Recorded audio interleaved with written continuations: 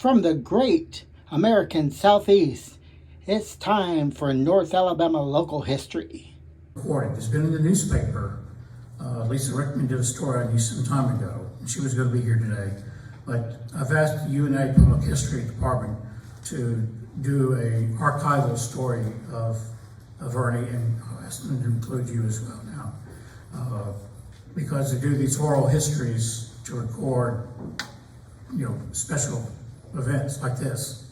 So, Ernie, I'll give you the floor. Thank you so much for being here today. Ernie Perez.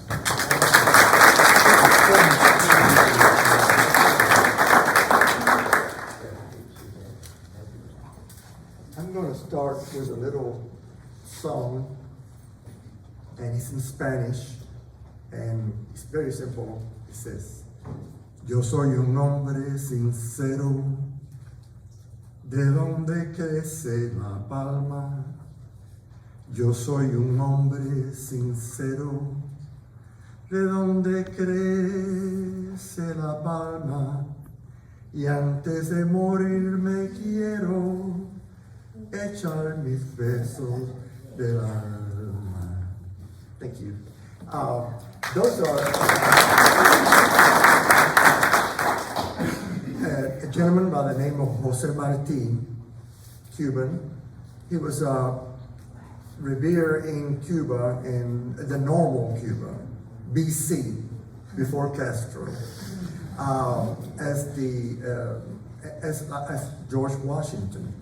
And he wrote a wonderful book of verses, sencillos, simple verses that had to do with patriotism, had to do with friendship, had to do with love, had to do wonderful, wonderful subjects.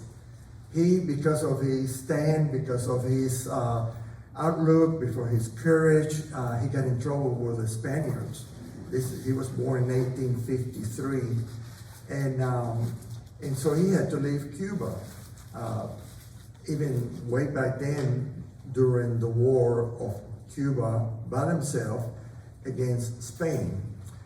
He died in 1895 before the liberation of Cuba from Spain.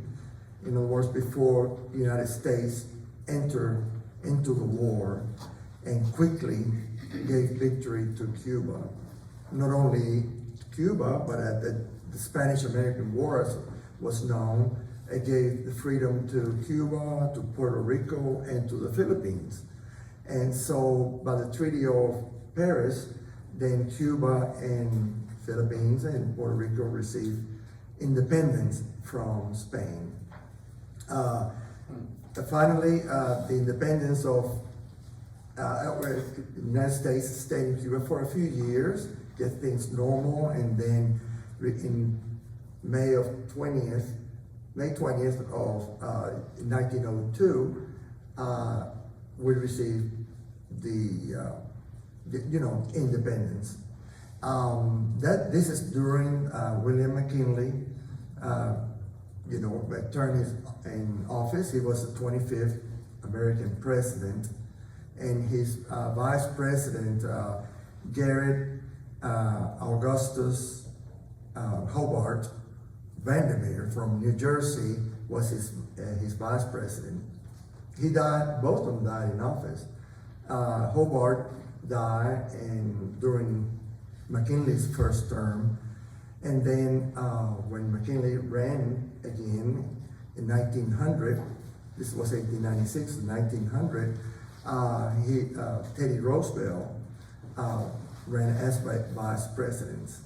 And fate brought that then McKinley was assassinated, and then Teddy Roosevelt became president of the United States, 26th president. The relationship between McKinley and Hobart was one that is wonderful. Historian says there was a great rapport, a great help. McKinley used him as a true advisor, a man of honor, and but you cannot say that about others. But so the history of Cuba and in the United States goes back quite a long time. And let me read, if I may, a quote that President John F. Kennedy said. He says, the great enemy of truth is very often not the lie, deliberate, contrived, and dishonest, but the myth, which is persistent, persuasive, and repeated. So we have to not only watch for lies, but also for myth. For example, one myth that is always been prevalent in the United States is like the Republicans are for the rich people and Democrats are for the little people. And this has been repeated so many times, so persuasive, so constantly, that almost has become truth, which truly is a lie.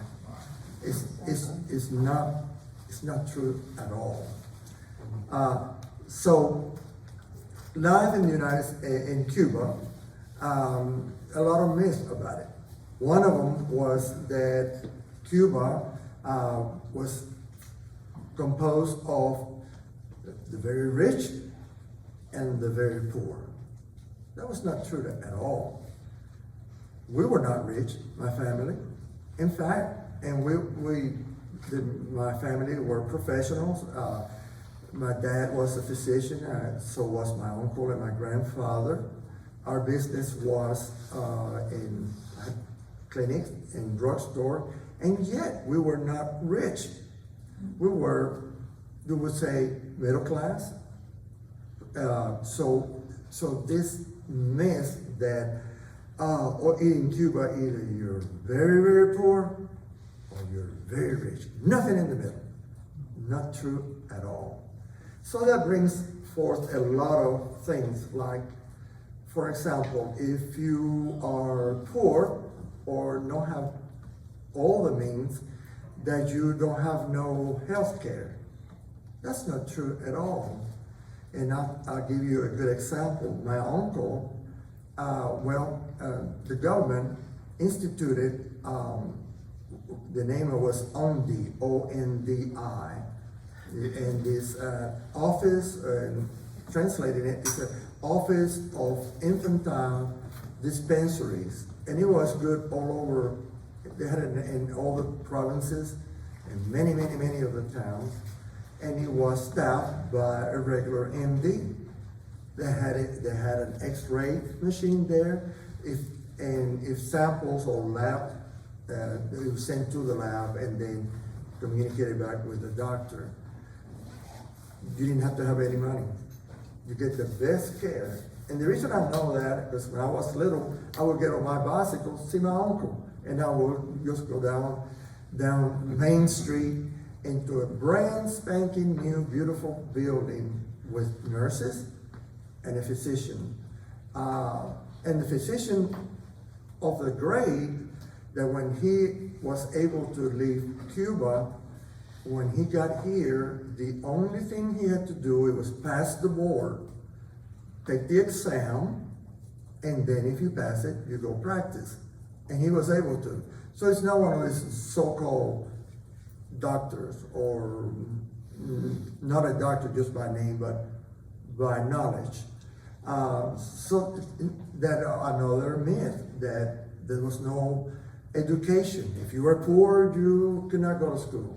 Well, that's not true. Some of my very best friends didn't go to private schools like I did.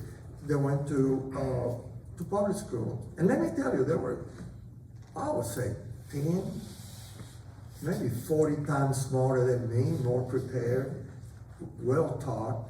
So be careful with me, no matter where you are. The one that hurts me the most, every time I hear, I cringe, and I'm ready to fight. It's I'm gonna have to take a little.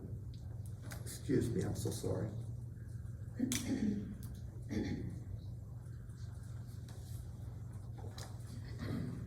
One of them is they are all the same. Every one of them for the money. Everyone is crooked. You cannot trust them. Talking about our elected officials, from a councilman at a small hamlet or town, city, to a representative, to a senator, to a governor, to a lieutenant governor, to a sheriff, to a policeman, they're all the same. I just cannot stand it, because I have so many that they are in those positions, and they are wonderful. They give of themselves, they sacrifice, they put up with all that vicious lies and myth that is not true. We are so blessed to have tremendous representation, and not only in Culver County and in all the counties, and the state and in the nation. So, and not only is not true, but it's so dangerous, because that's a good way for the citizens to lose hope, to lose faith in their elected officials. And let me tell you, the antagonists, the Marxists, the Leninists, the communists, the people that I fear, that I suffer under, that's one of the first things they do, for you to lose hope on the people that you elect. So instead of you electing it and make the mistake, let me show you who you to vote for, who this person you can trust, and so no one then wants to run for office because they don't want to be put down, criticized, their families, everything about them. So I honor and I cherish the people that us democratically have elected, and to represent us, to make the decisions that first I'm not able to, because I don't have the knowledge of how to start a grant, how to do this and that. So I say I trust you for you to represent me, and I know that you wish for me the very best. Those things, some are things that they constantly attack, very subtle, and lately, and excuse me, for a while, more and more. Life in Cuba, trying to do away with the mist, it was fun. 90 miles from Key West, people used to go there as tourists. They not only went there and stayed in Cuba and some of the most beautiful beaches that you ever seen, and also they could go to Havana and they would enjoy the different type of music, the cuisine, Cuban food is wonderful, and also shows, for example, and it was so handy. For example, you could be an American couples that might be in Miami Beach, and they might say to each other, what do you want to do tonight? And one of them says, well, might be a little bit late tonight, but tomorrow, let's don't stay on the beach too long, and let's get ready. And what we do, get a taxi, and we go to Miami International Airport, and then we'll fly to Havana. And then when we get there in 30, 40 minutes, tops, and we'll get a taxi, we'll go to the center of Havana. We'll have dinner, we'll maybe do a little gambling, which I don't, and I don't, honestly, and I do not recommend, but you can, if you've never done it, you can do it. Some beautiful, beautiful casinos. And then we can go get a good bite to eat and get some most wonderful shows and that you have ever seen, like in Tropicana and many others, Sanssouci. And then when either we can stay at the National or at the Hilton or at the Riviera, or we can get back on our taxi, go back to Jose Marti Airport, and then and we'll be in our room in Miami Beach 2, 3 o'clock in the morning, and have been to another country and experience wonderful, wonderful things. So not only tourism was very important, also another myth. Oh, they go and they come to the country, they take over, they enslave the laborers, they don't pay them, they don't give them any benefits. Not true at all. Some of the best jobs that a Cuban could get during normal time was working for an American company. So it starts like that. You don't trust them. You don't want them. You know, it doesn't work, you know. And then before you know it, you have ignorance and completely absurd and just lie after lie after lie. When I was young, I don't know how many miles can you put on a bicycle, but I think I know over 500,000 miles. I would say no, that's an exaggeration, and I promised Miss Sherry that I was not exaggerating. And but he's had a wonderful, wonderful upbringing. My dad died when I was 4 years old. He died of a massive heart attack. And then my mother, she was my sister and I, my grandmother wanted her to move back with my grandparents, with her parents. And we did, and not having a father is very hard. You don't have someone to teach you things, how to use a hammer, and so many things. But thank God that my grandparents and my grandfather was so giving and so patient, and he was, to give you an idea of my grandfather, my friends, they would tell me on Friday night, he said, like Marshall and Albert, and they all here, by the way, and he says, we got a full day Saturday, okay? We're gonna go to the creek, we're gonna swim, we're gonna climb this tree, we're gonna go up this hill, we're gonna do this, the whole day. He said, so don't ask your grandfather any questions. And what it was, I would say, grandfather, what is this? And before he says, this is your ear, he says, hang on just a minute. So he goes to his library and he brings a book of anatomy. And then he sits me on his lap. He said, okay, this is the external ear. This is a tympanic ring. These are the 3 bones that vibrate into the tympanic ring, and it produces a sound which goes through the cochlea and the semicircular canals, and then it hits the aortic nerve, and then into the brains, and that's how this is the ear.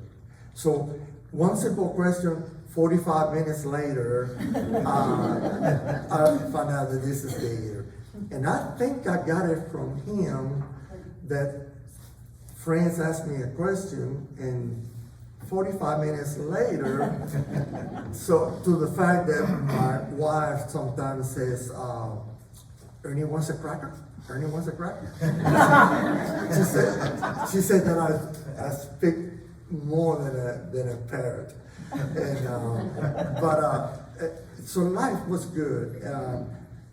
For example, bike myths say that Cuba was horribly economically. Well, the truth of the matter is that Cuba was the only country in the Western Hemisphere before Castro that had an exchange of currency of $1 to to 1. In other words, a peso was worth $1. And if you go to exchange $1 for Cuban, you get 100 cents. And then when you have 100 Cuban pennies, you can get $1.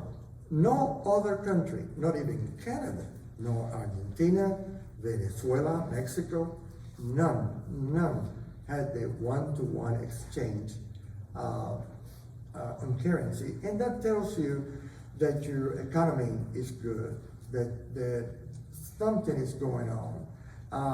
In the 50s, late 50s, Havana was wonderful and progressive, as not progressive like we progress, but good, business, movement, construction, everything about it. I used to, I was born in a small town south of Havana, and then we moved to Havana, and I didn't know the city, and I was quite young, I would say 12 and a half, and I had enough sense that if I catch this bus, omnibus, like transportation, that eventually this bus will come back to the same corner. So at different times when we're at Havana, I will get on different buses, and they will go all the way and all the way back, and I'm on this section.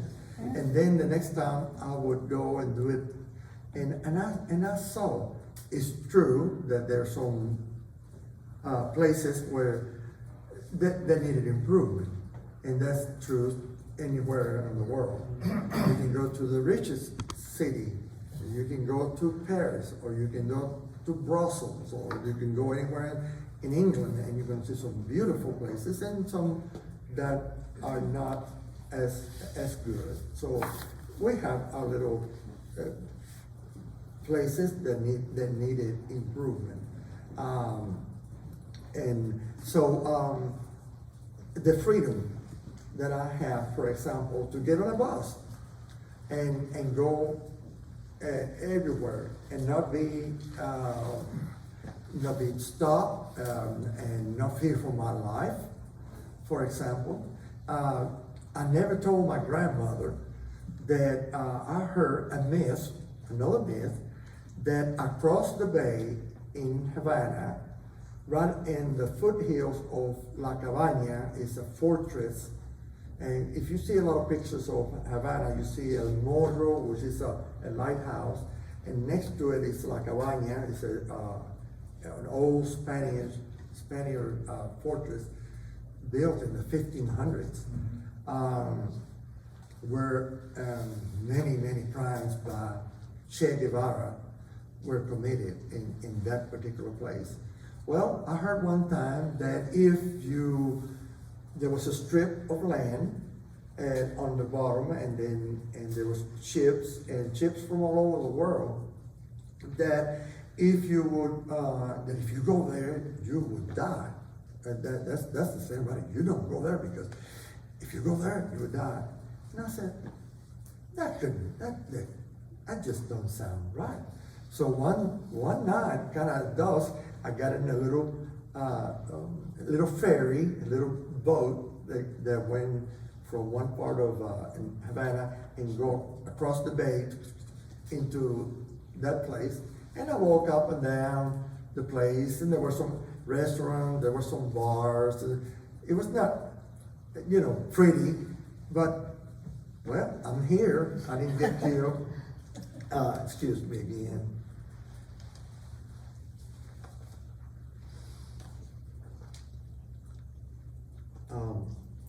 So the freedom that I had to be able to do that, the freedom of fear that something terrible was going to happen to me.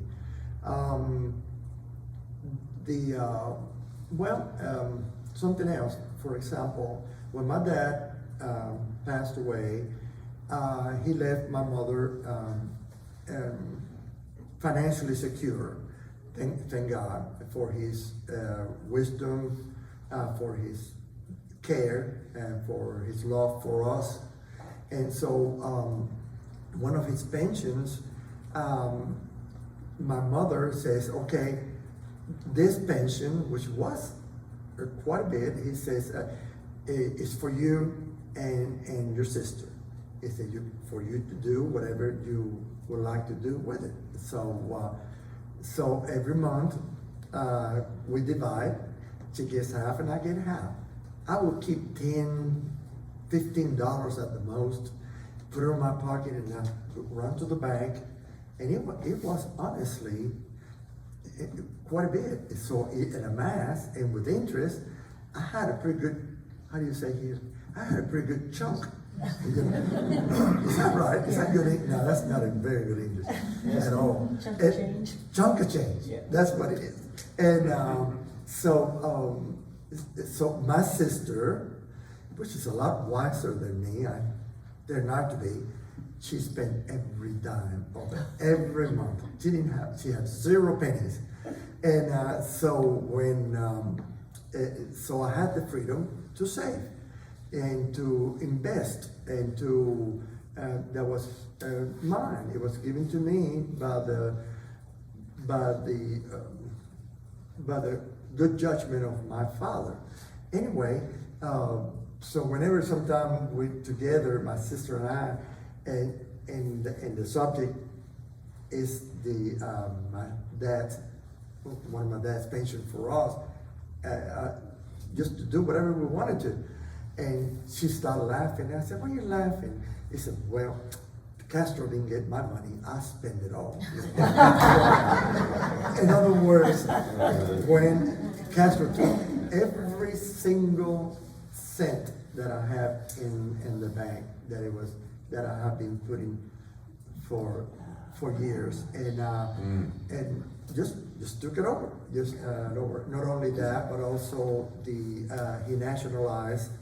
It started with the foreign companies, like United States company, Spanish from Spain, French companies, and they took it over. I got to meet the gentleman that was manager at the Sears Roebuck store in Havana many years later in Florence. He had left. His name was Prado, Prado, and he was, and found out that I was originally from Cuba, and so we started talking, and he told me how it happened. He said he was in his office at the store, and the militia came in, and they say he was expecting it because they were already the talk about that they might take over. Anyway, so they came in, and he says, we're here to, we're taking over the store.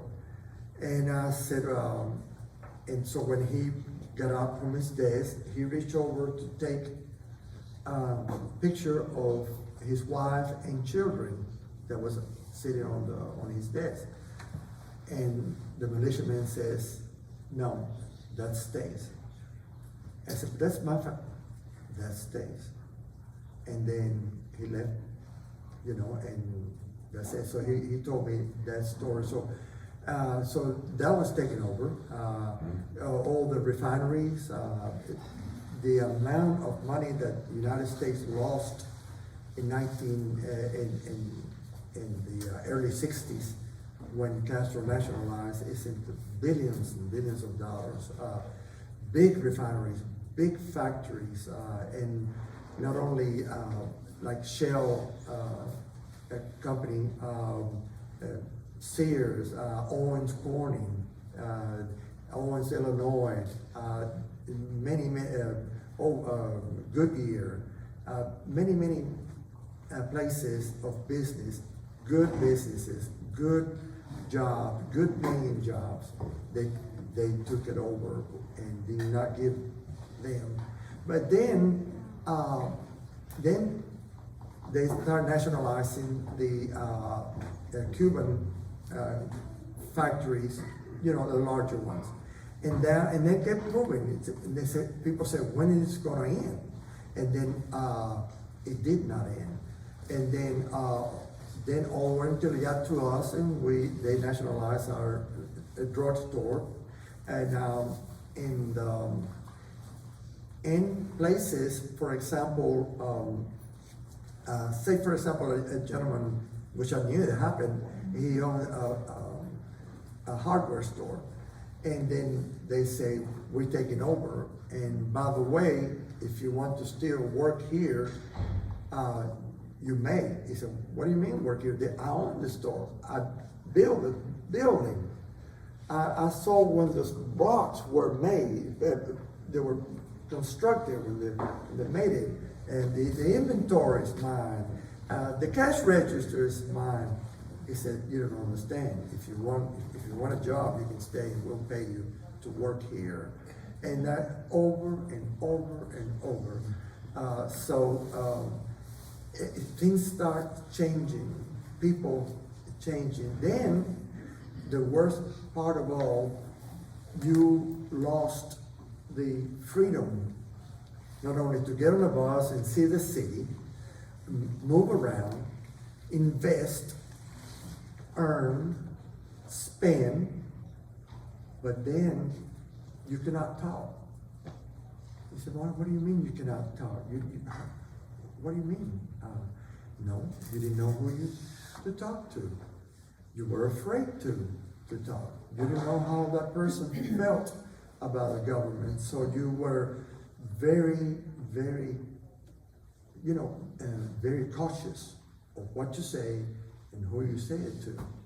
In fact, I was in Miami after we made the exit, that it took me a while when I was talking to someone, and this is how I'll be talking to a friend in Southwest Miami.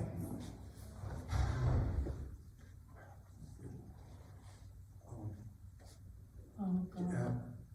And then I think, he said, wait a minute. I'm in the land of the free, the home of the brave. I'm in the place where I can shout. I'm in a place where I can, if I wanted to run for office, I can get a piece of paper that said, vote for me. I'm in a place that if I want to wear a hat, I can. If I want to put a t-shirt, and I can. If I want to go over there, I can. If I want to, wait a minute. And then it took me a while. In fact, when we were leaving, let me backtrack. It got so bad, and especially when the Bay of Pigs, you all heard when that happened in 1961 in April. One of the first things that a communist country does is to install and paid by the government, a neighbor in each block of each city and town all around the island.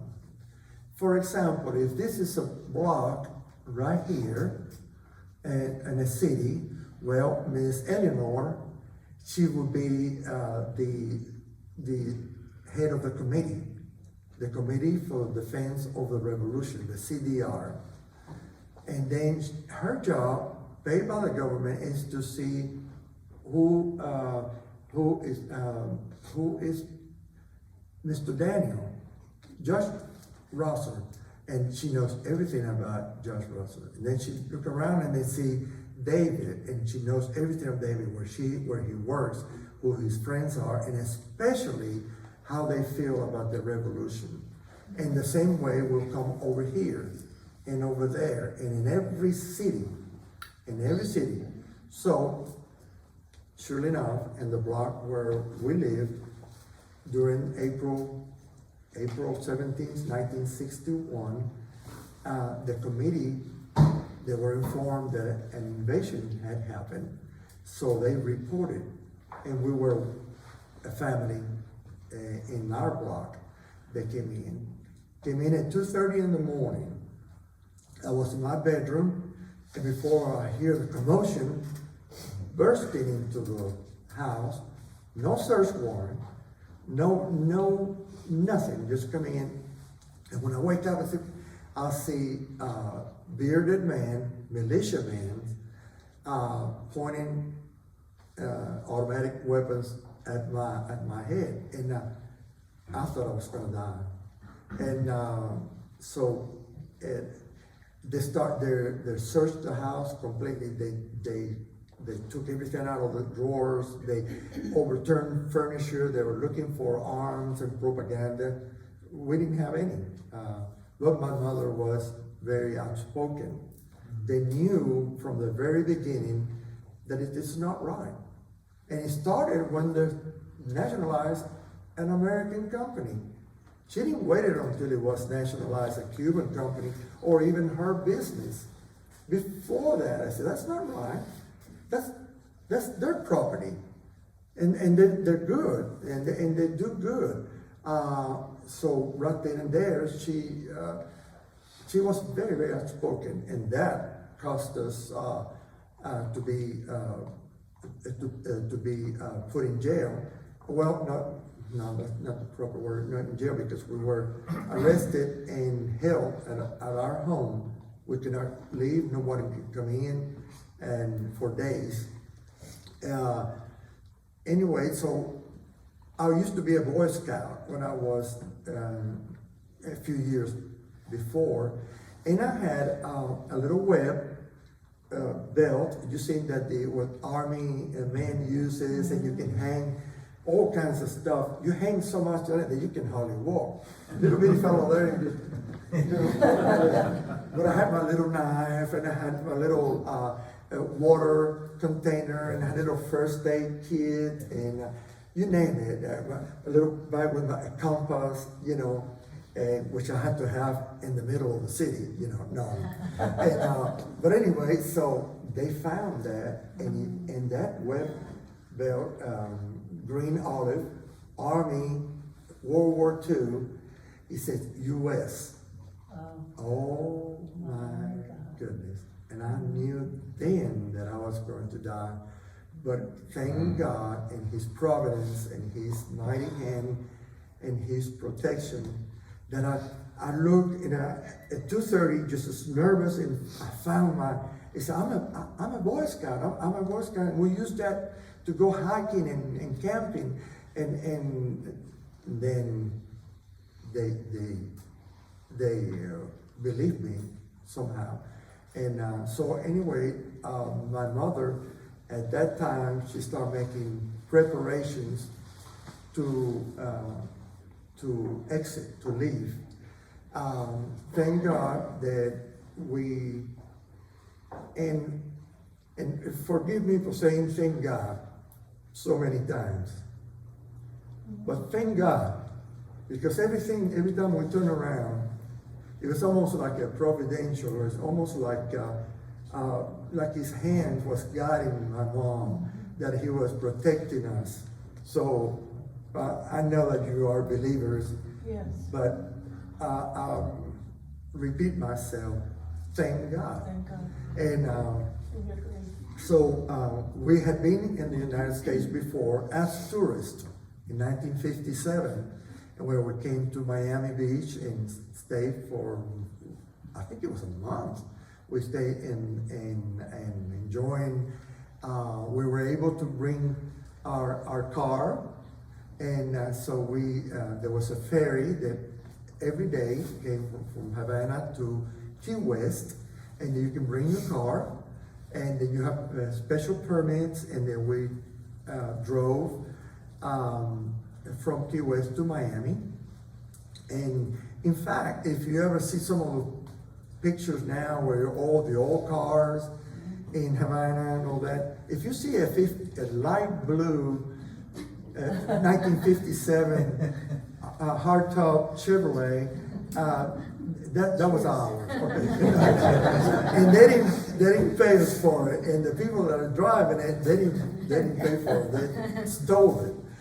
So if you go to Havana and get in one of those cars, you're you're riding on stolen property, and the sheriff here might take you to jail, you know.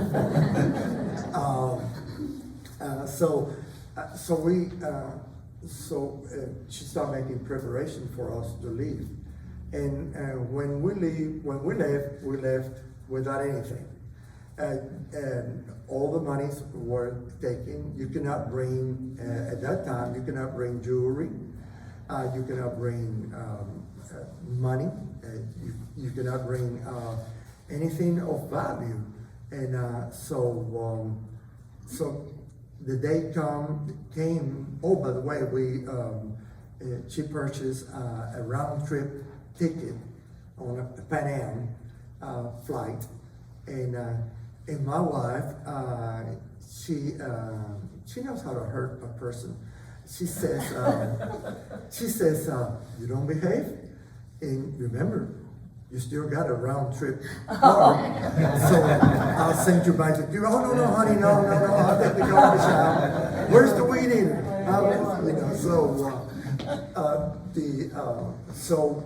So we left. The time to leave was July 25th, 1961. So in a few days, well, and the 25th of July would be more like 24 days from now. It'd be my 63rd year in this country too.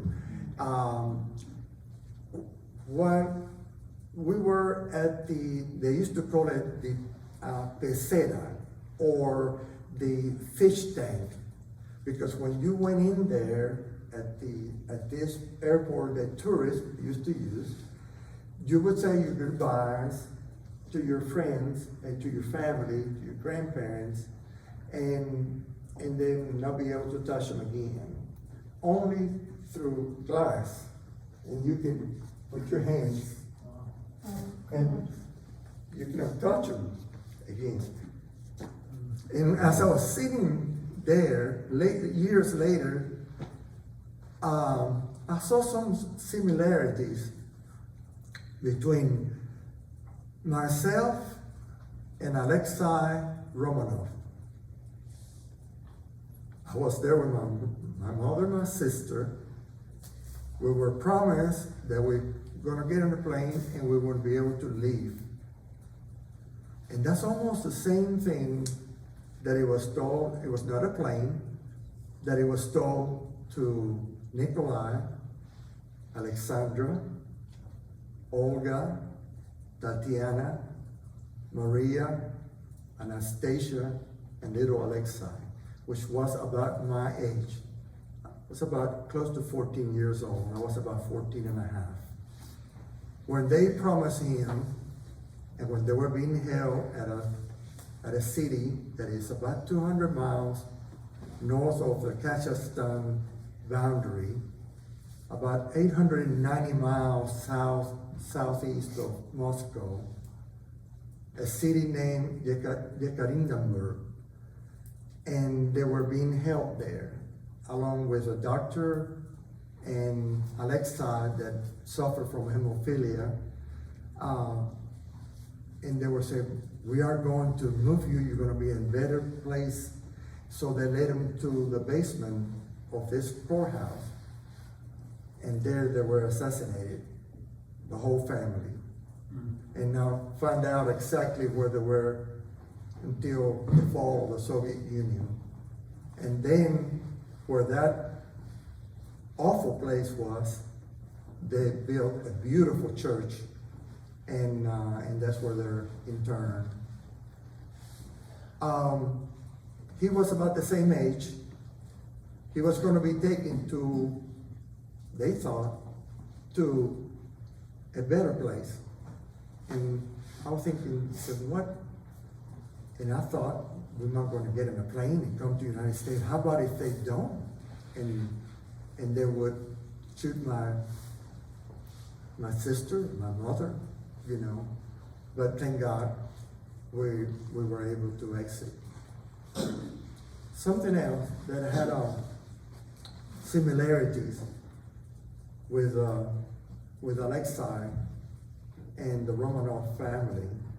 When we were arrested, my aunt lived if I go out the house, to my left. And there's 2-story.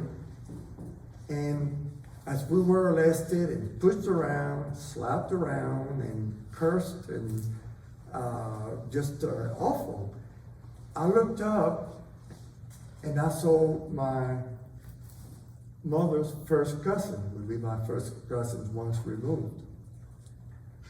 And I knew he liked the government, the Castro regime.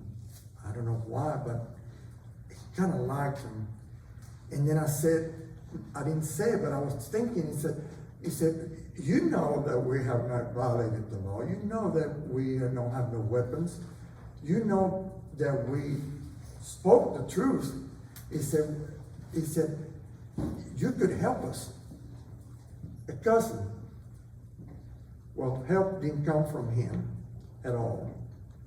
But neither help came to Nikolai Romanov from his cousin in England, George V, which was Elizabeth II's grandfather, great-grandfather of Charles III, present king of the United Kingdom, did not help either. And they could very easily. They used excuses about tensions and about the workers, and if we go against the Bolsheviks, and we may have problems. They died because Lenin could not have the Romanov, the Tsar, the old Tsar, because there was a civil war after the Bolshevik revolution between the Reds and the Whites, and they were getting close to Yekaterinburg. And so they said, we cannot afford to loot for the Whites to get them, so they killed them. I'm not at all of royal blood. Although my wife, Debbie, she says that I'm a drama king. I've heard drama queen, but she said, "Oh, you're a drama king. You punch, you got hurt in front." And I need to go to the ER or that's not fair. You know, I should. So anyway, so I may have some royalty. But so thank God we're able to exit, and so we were on the plane, and so the plane took off, and it was kind of late at night. From 6 in the morning, it was about 8 o'clock at night when we were able to take off, and you can see the lights of Havana, and just in the distance, and as we going to Miami, and then everything very quiet, and then all of a sudden through the intercom, the pilot, on a most wonderful English accent, Spanish, talking to us in Spanish, he says, your attention is just to let you, all in Spanish, is to tell you that we have crossed the international boundary, we're international waters in our way to Miami. In other words, you are free. He said that, but Pan Am pilot, I love Pan Am. I give anything. It was, oh my goodness, if they had not gone out of business. Well, you could actually feel the plane just go like that, because people start jumping and crying and laughing and hugging, and so we landed in Miami, and then my greatest adventure started then on July 25th of 1961. Lived in Miami, went to high school there, worked and went to school, and graduated from Miami High, and then had one of the most miracles in my book that my mother met just by accident a gentleman from Florence, Alabama, and I think I was telling Miss Sherry not long ago. He was looking for a friend that lived one block, same house number, but one block from us. And my mom, she was pretty, and she was very attractive, very young, and then she told us, "I'm sorry, and I think it's one block over."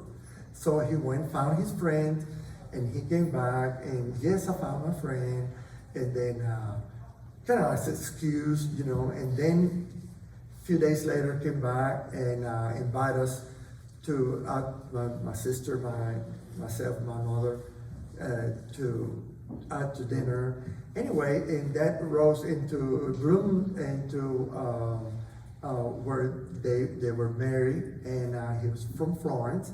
His name's James Joyner, and he was on the used to have the Joyner bus line, and was also the music business. And he happened to be in Miami, part of business. But what I love about it is the fact that find out later, he said, he's from Florence, Alabama. And I said, Alabama, the common sense state, the most beautiful, Alabama the beautiful, just where people are friendly and kind and loving and compassionate. So I finished high school, and then we arrived in Florence on January the 1st, 1965. It was winter. First time I ever seen a tree without its leaves. And it was sad. It was a rainy day, so I said, I don't know. This is before I knew Alabama. But you know what?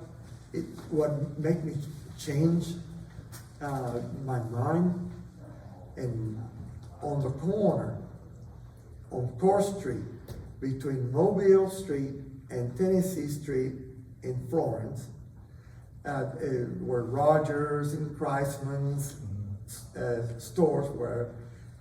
I didn't have a car, so they brought me to downtown Florence, and then I was walking, and all of a sudden a gentleman come by. He nods his head. Hi, how you doing? I didn't know that. Man, he never seen me.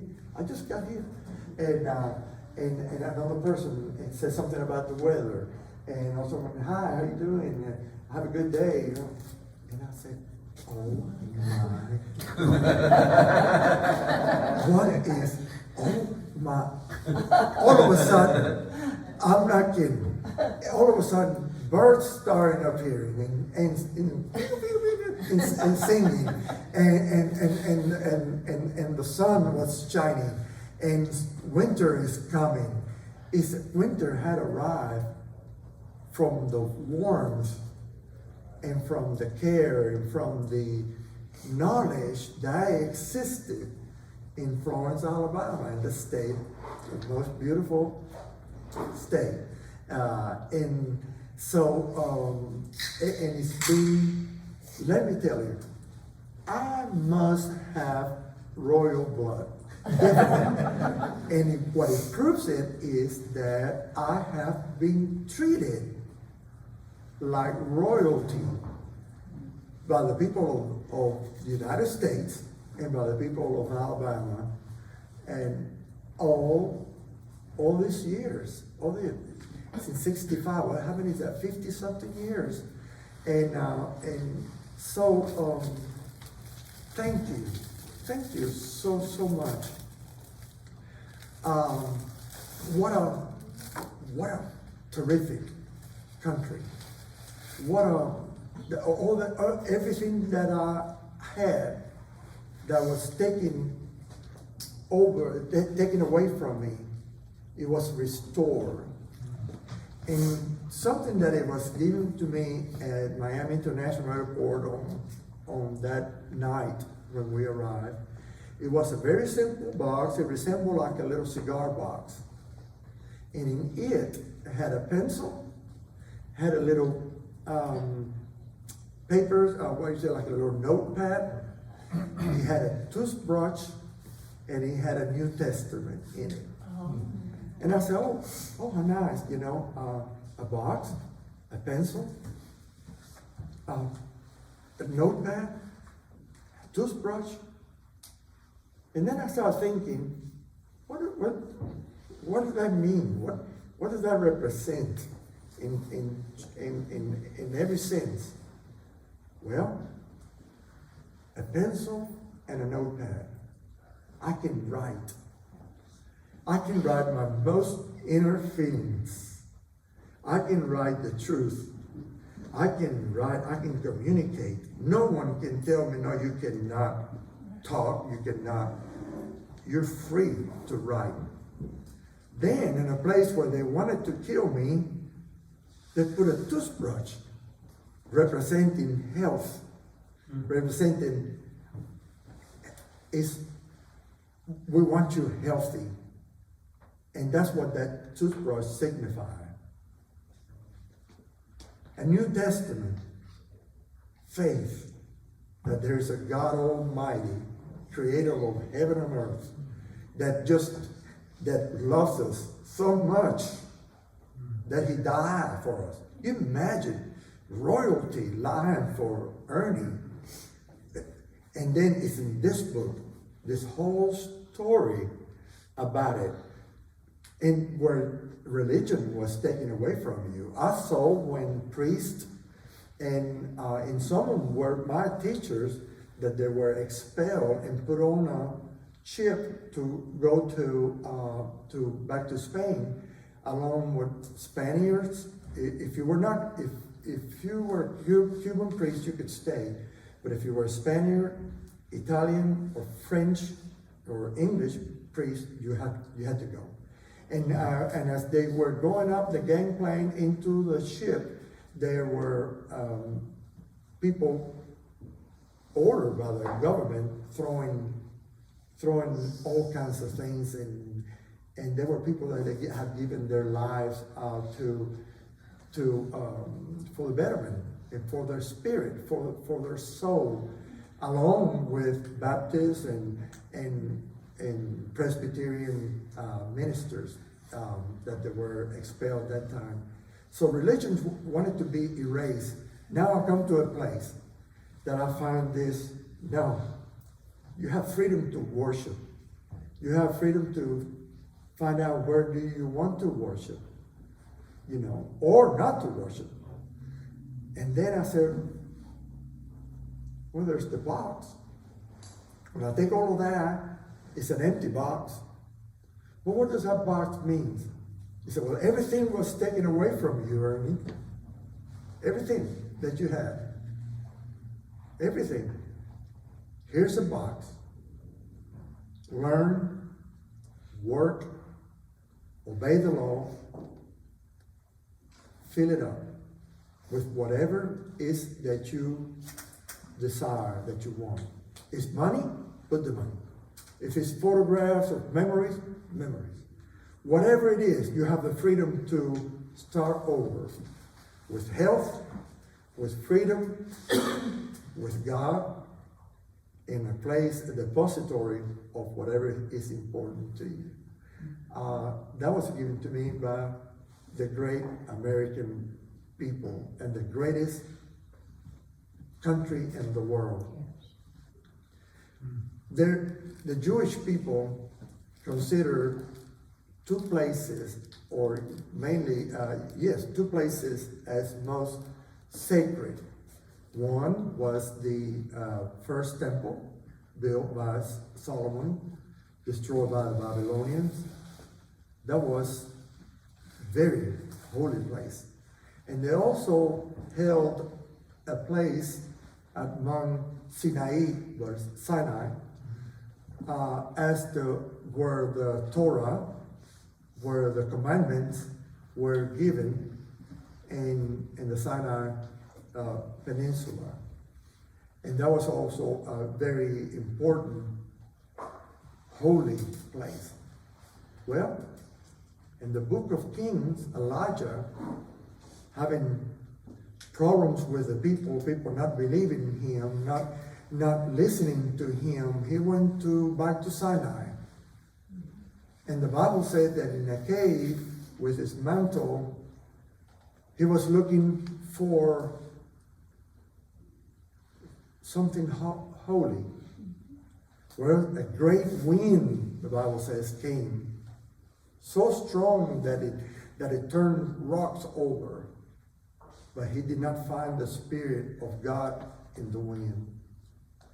And then he turned around and there was a great earthquake. And he did not find the Spirit in the earthquake. And there was a big fire that consumed everything. Yet the Spirit was not in it.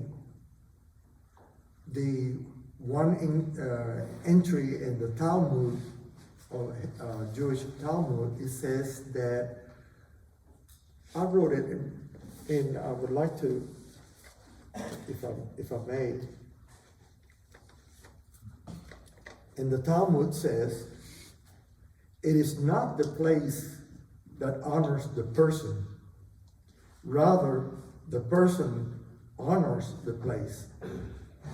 A place is not inherently holy. Rather, what was done there gave honor and holiness to the place.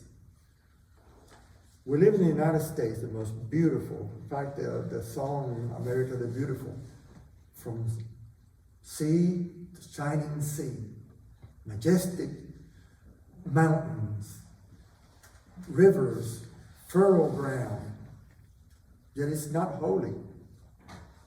But what is done in this place by the people of the United States is what brings honor to the United States.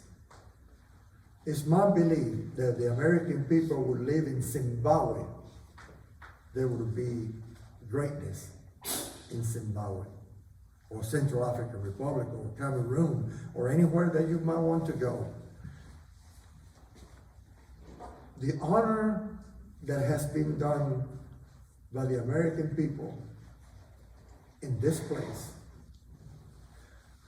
the honor that your people, your fathers and grandfathers and great-grandfathers, everything they've done, how they served in the military, how they served in the community, how they served in schools, how they serve their fellow men, how their love, their concern, their compassion is what brings honor to this country. The most beautiful, wonderful country in the world. Along the most wonderful, beautiful, compassionate people in my book, by experience, by feeling it, by seeing it, by tasting it, people in the world. So you live in a country that is free. You live in a country that you honor. My charge and my desire for you, as I know you do every day, is to honor that country. When you hear myths, half-truths and lies, it's up to us to stop those myths, those lies, for our generation, for the little ones to really, really understand what this country is all about. It's your legacy. It's your inheritance. Paid for with blood, with sweat, with good works, with everything that they have done. Yourself, your parents, grandparents, from the very beginning.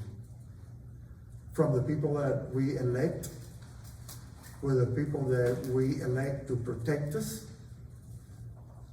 All of those bring honor to this place. I want to thank you so much for allowing me to come this morning, and also to allow me, your parents and your grandparents allowed me to come in 1961 and says, Ernie, you're welcome. Ernie, you're free. Ernie, we want you to obey the law. We want you to be productive.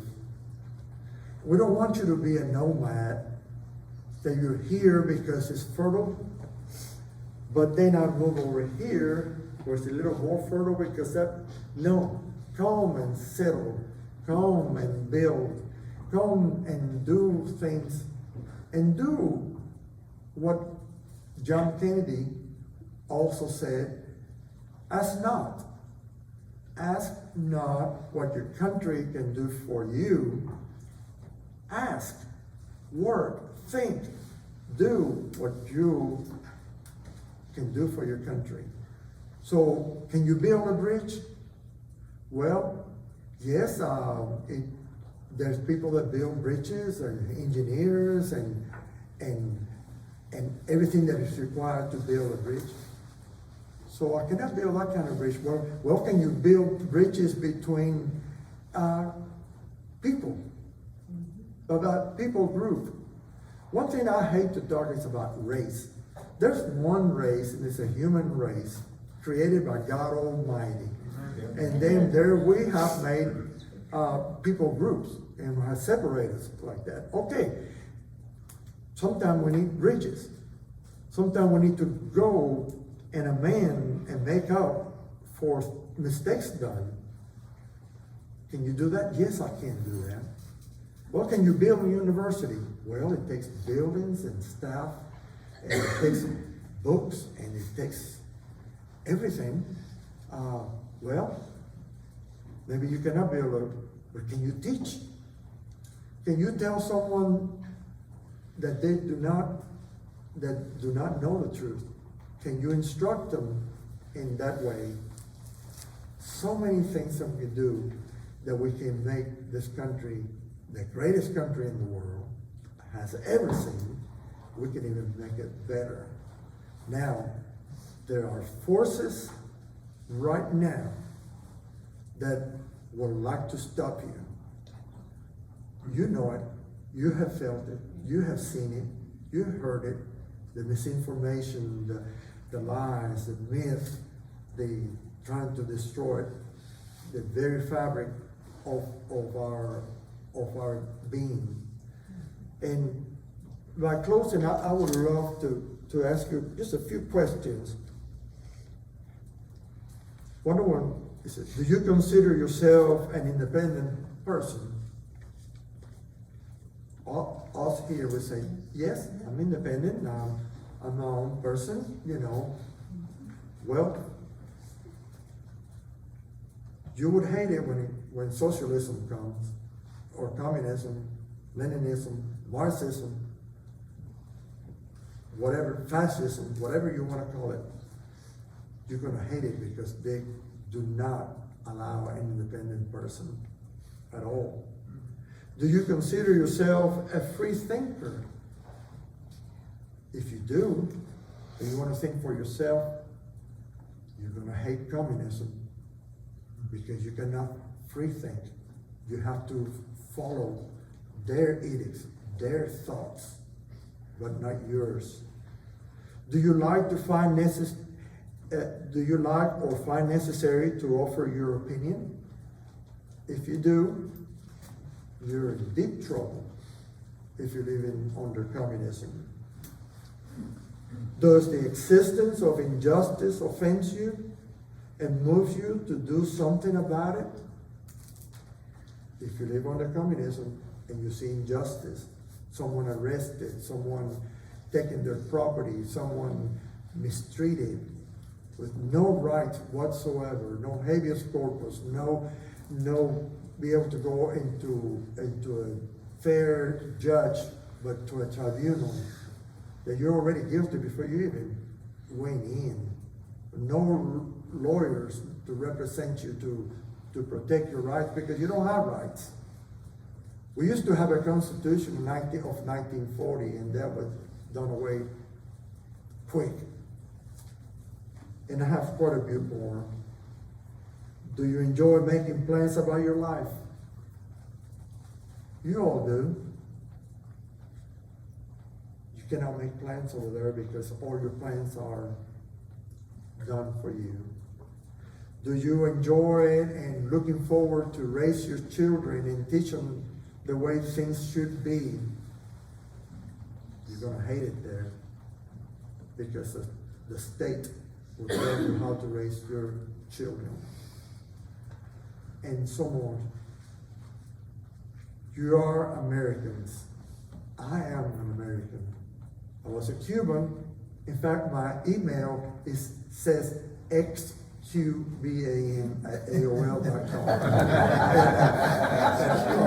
I think there's only three of us on AOL.com. I think we're supposed to have a reunion.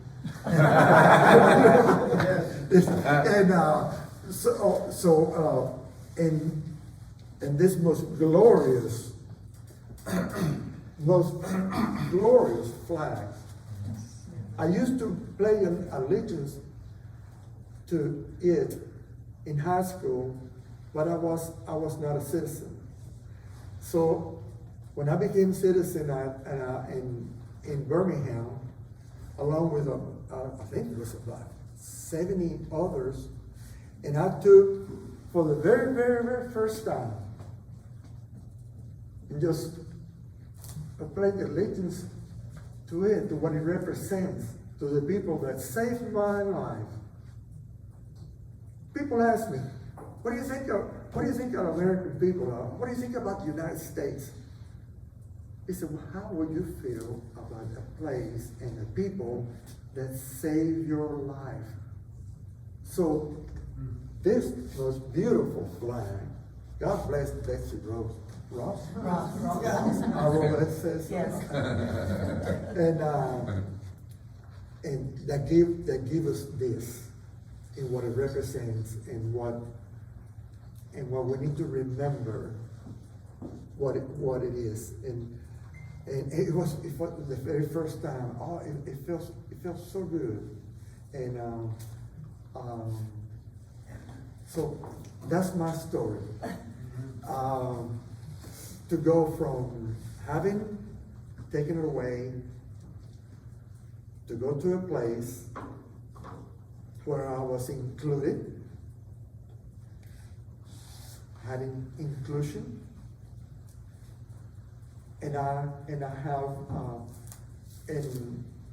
and I brought, I think, some diversity, a little different, and never have I asked for equity.